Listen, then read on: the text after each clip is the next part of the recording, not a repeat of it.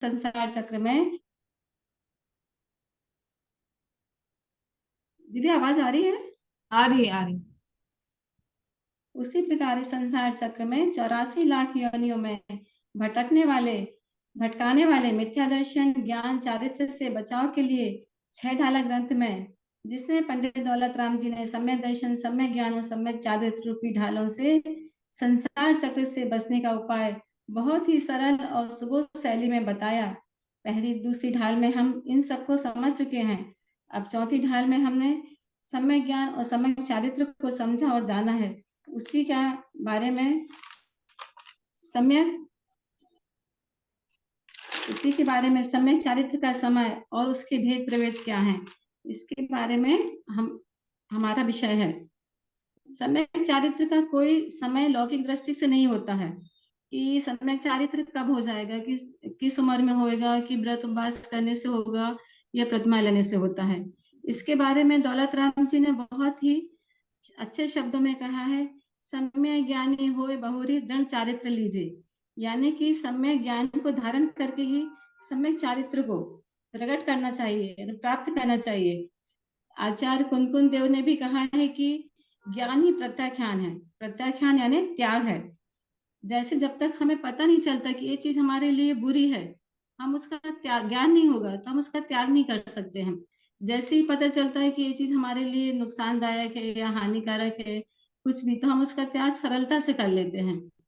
जैसे किसी के कहने पर जब हम किसी अभक्ष्य का त्याग कर देते हैं तो कर तो देते हैं पर ज्ञान नहीं होता है, और कोई दूसरा बोलता है कि नहीं खा लो, इसमें क्या दोष है, क्या होता है इससे, हम तुरंत खाने भी लगते हैं। हमारे ज्ञान में दृढ़ता नहीं, चारित्र में दृढ़ता नहीं रहती है कि हमने त्याग कर दिया तो त्याग कर दिया। लेकिन जब हम उसी त्याग को ज्ञान के साथ साथ त्याग करते हैं, कोई भी चीज को या कोई भी काम को, तो उसमें हमारी दृढ़ता होती है कि नहीं, हमें आलू खाने से या कुछ भी अवश्य खाने से इतने दोष लगेंगे, इतने जीवन की हिंसा होगी। जब हमें ये ज्ञान होता है तो कोई कितना भी बोले, हम उस चीज का सेवन नहीं कर सकते हैं और उस काम को नहीं कर सकते जो हमारे लिए हानिकारक हो या पापदायक हो। तो इसलिए कोई भी काम करो तो उसके लिए ज्ञान का होना जरूरी है। और ज्ञान के लिए पहले बोला था कि सम्यक श्रद्धा धारी पुनि सेवा हूँ सम्यक ज्ञान, यानी कि सम्यक ज्ञान को धारण करने से पहले सम्यक दर्शन होता है। जैसे सम्यक दर्शन सम्यक ज्ञान, तो उसके बाद सम्यक चारित्र को ग्रहण करते हैं कि सम्यक ज्ञानी हो। अगर इन दोनों के साथ ही सम्यक ज्ञान चारित्र होगा तो वो चारित्र चारित्र कहलाएगा, वो हमें मोक्ष की ओर ले जाएगा। नहीं तो इनके बिना जो चारित्र होगा वो चारित्र बाल तप में होगा, ज्ञान तप में होगा और संसार का कारण ही होगा। इसलिए समय चारित्र का समय समय दर्शन और समय ज्ञान के बाद ही होता है। अब दूसरा है इसमें कि चारित्र के भेद क्या हैं। पहले ये कि समझेंगे अपन की चारित्र क्या है। राग देश से रहित आत्मा के शुद्ध भाव का जो परिणाम है, जो भावलिंगी श्रावक और भावलिंगी मुनि का होता है, उसे चारित्र कहते हैं। और उस चारित्र के दो भेद हैं, एक देश चारित्र और सर्वदेश चारित्र। एक देश चारित्र होता है वो 5वें गुण स्थान वर्ती श्रावक को होता है, और सर्वदेश चारित्र होता है वो मुनि महाराजों को होता है, जिसके बारे में हम 6वीं ढाल में पढ़ेंगे। एक देश चारित्र को स्थूल चारित्र भी बोलते हैं, अणु चारित्र भी बोलते हैं। अब यह है कि एक देश चारित्र क्या कहलाता है, तो पंचम गुण स्थान बढ़ती श्रावक को श्रद्धा और ज्ञान सहित चारित्र गुण की जो आंशिक शुद्धि, यानी अनंतानुबंधी क्रोध मान माया लोभ और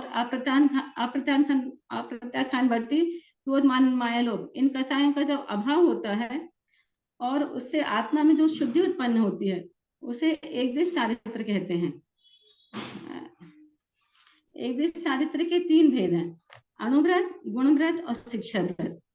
अणुव्रत क्या होते हैं, जब 5 पापों का स्थूल रूप से त्याग किया जाता है तो वो अणुव्रत कहलाते हैं। और वो 5 प्रकार के होते हैं, अहिंसाणुव्रत, सत्याणुव्रत, आचौर्याणुव्रत, ब्रह्मचार्याणुव्रत और परिग्रह परिमाण व्रत होते हैं। अब सद वो गुणव्रत, गुणव्रत क्या होते हैं, अणुव्रतों को जो मूल गुणों को वृद्धि करते हैं, पुष्ट करते हैं, बढ़ाते हैं, उनको गुणव्रत कहते हैं। गुणव्रत भी 3 तरह के होते हैं, एक दिग्व्रत होते हैं, देशव्रत होते हैं और अनर्थ दंड व्रत होते हैं।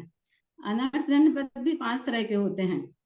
पहला अभिध्यान होता है, दूसरा पापोपदेश होता है, तीसरा प्रमाणचर्या होती है, चौथा हिंसा दान होता है, पांचवा दुष्शुद्धि होता है, जिनके बारे में विस्तार से आगे हमारी बहनें बताएंगे। तीसरा होता है शिक्षा व्रत। मुनि व्रत के पालन करने की जो शिक्षा मिलती है हमें, शिक्षा होती है, वो शिक्षा व्रत कहलाती है कि मुनि के व्रत कैसे पालन किए जाते हैं। वो 4 तरह के होते हैं, सामायिक, भोजोपवास और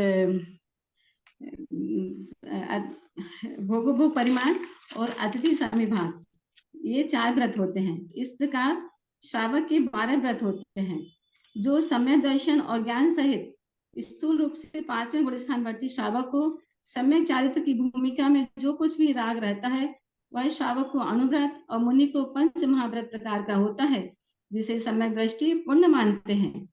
इस प्रकार सम्यक चारित्र का समय और भेद प्रभेद आप सबके सामने थोड़ा समझाया है। जो कुछ भी उसमें त्रुटि होगी तो दीदी सुधार करेंगी। जय जिनेन्द्र। बहुत अच्छा सरिता जी, बहुत बढ़िया, बहुत अच्छा। आपने स्टार्टिंग में उदाहरण से भी बिल्कुल अच्छा समझाया कि सम्यक चारित्र सम्यक ज्ञान पूर्वक ही क्यों ग्रहण करना चाहिए। आलू का उदाहरण दिया आपने, बहुत बढ़िया, बहुत अच्छा वक्तव्य रहा आपका।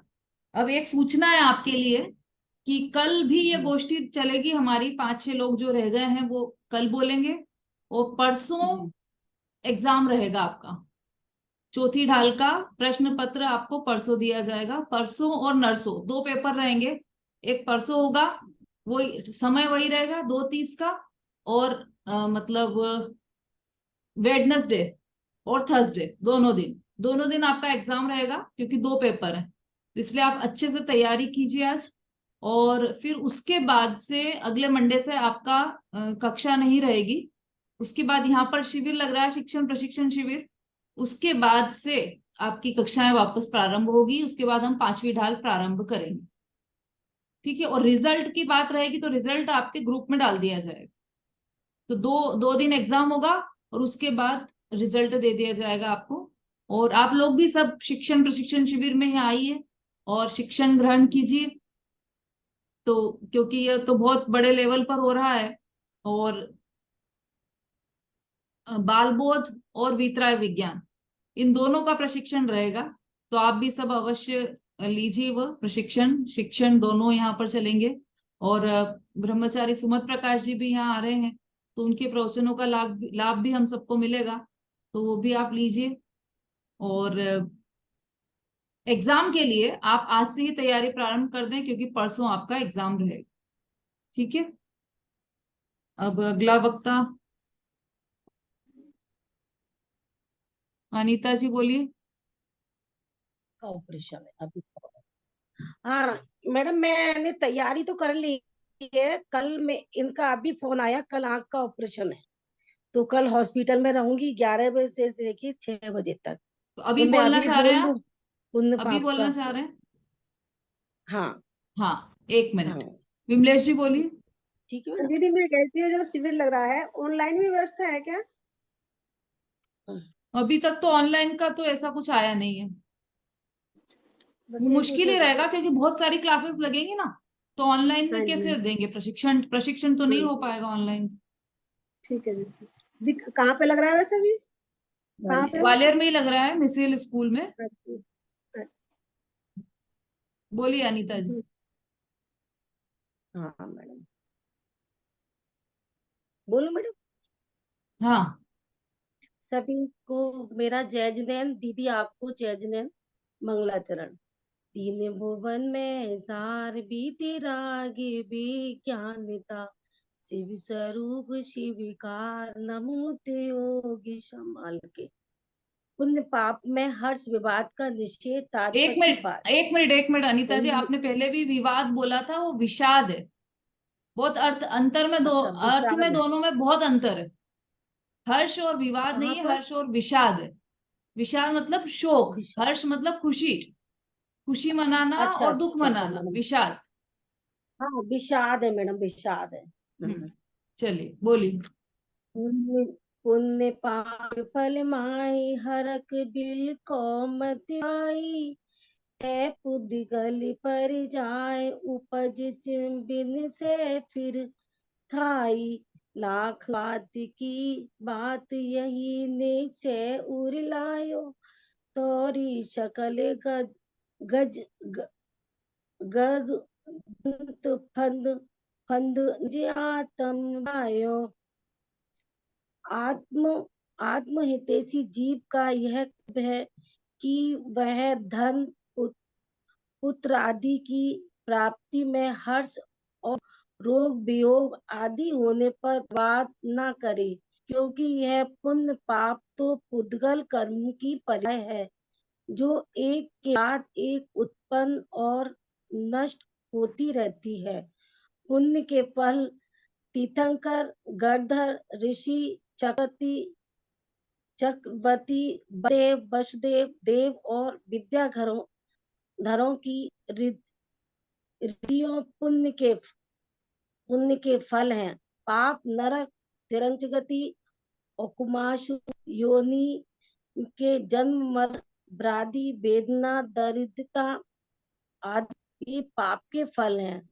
पाप की अपेक्षा पुण्य महान है, क्योंकि का पुण्य परंपरा सुमोह का कारण है।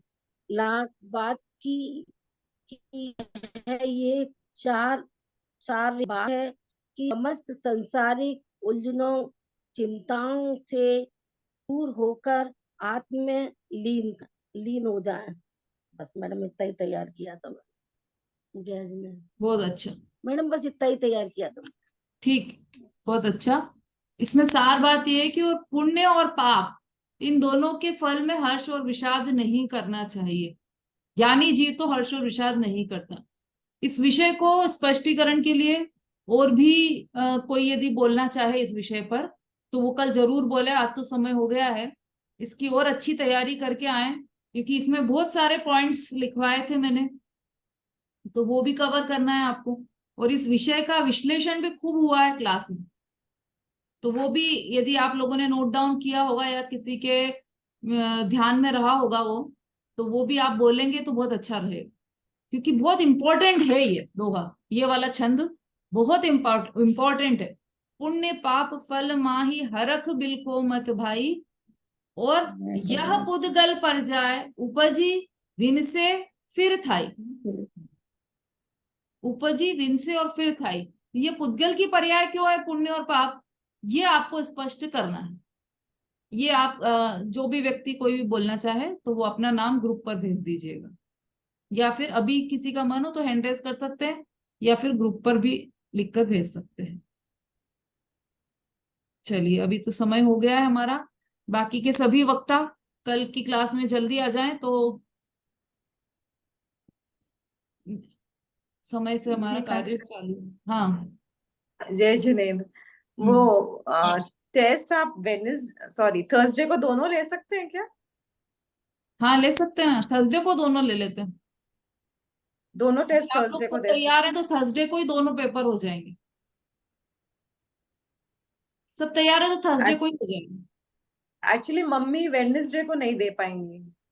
नहीं, सबके लिए भी यही अच्छा रहेगा कि एक ही दिन एग्जाम हो जाए, तो थर्सडे को ही हो जाएगा सबका। थर्सडे मीन्स गुरुवार को सबका एग्जाम रहेगा, तो आप तैयारी उसी हिसाब से रखें। 2 पेपर मिलेंगे आपको।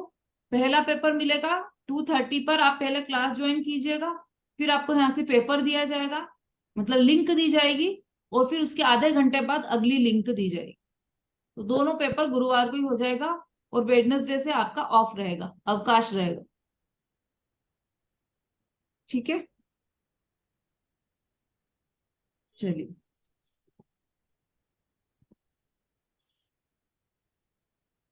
समता जी बोलिए। हाँ, वेडनेसडे को रिवीजन करवा देना। अरे रिवीजन तो चल ही रहा है ना अपना, अपन तो ये गोष्ठी में भी रिवीजन चल रहा है। सारांश लिया, लक्षण संग्रह लिया, वेद संग्रह लिया, तो इन सब में रिवीजन चला अपना, है ना। और फिर क्या, उसके बाद अपना हो नहीं पाएगा क्योंकि फिर शिविर चालू हो जाएगा। इसलिए अच्छा है कि आप, बहुत सरल पेपर आएगा, घबराने की कोई बात नहीं है। पेपर बहुत सरल है, और अगर आपने पढ़ा है तो फिर तो बहुत ही सरल है, आप 10 मिनट में पेपर हल कर दोगे। हाँ जी, बोलिए मंजू जी। दीदी जय जिनेन्द्र। दीदी मैं ये कह रही हूँ टेलीग्राम पर मैंने अभी ज्वाइन किया है, मेरा हो नहीं रहा था ज्वाइन, तो अभी किया है तो वो पूरा ब्लैंक, अभी कुछ भी नहीं है उसमें। क्या? टेलीग्राम पर मैंने ज्वाइन किया है ना अभी, तो वो पूरा ब्लैंक है अभी। नहीं, वो तो आ जाएगा, सारी वीडियोस पहले की 100 वीडियोस आ जाती हैं उसमें, अच्छा वो तो आ जाएगा। ठीक, कब कब ज्वाइन किया है आपने? मैंने कल किया था। हाँ, तो अब आज देखिएगा, आज आ जाएगा। नहीं 11 तारीख को, सॉरी 11 को किया था मैंने। तो अभी तक नहीं आया? हाँ नहीं आया बिल्कुल। सम्यक शुद्ध धारा ग्रुप है? हाँ मैंने ग्रुप का नाम भी पूछा था ग्रुप पर, तो हम्म। वीना जी ने बता दिया था मुझे और मैंने मैं ग्रुप डाउनलोड पर एक कर लिंक लिया था। भेज दूंगी, आप उससे फिर से ज्वाइन कर लीजिएगा। जी जी। ठीक, चलिए। जावाणी के ज्ञान से समझे लोकालो, तो वाणी मस्तक न सदा देत बूंढो। बोलिए जिनवाणी माता की जय। जय जिनेन्द्र महान दीदी। जैन धर्म की जय। जय जिनेन्द्र जी, दीदी। जय जिनेन्द्र। सभी को जय जिनेन्द्र। सभी को जय जिनेन्द्र दीदी। सभी को जय जिनेन्द्र। दीदी आप दो दिन कह रहे थे ना पेपर, 2 दिन अलग अलग होगा एक? एक ही दिन होगा, अब 2 दिन बुधवार को, बुधवार को होगा पेपर।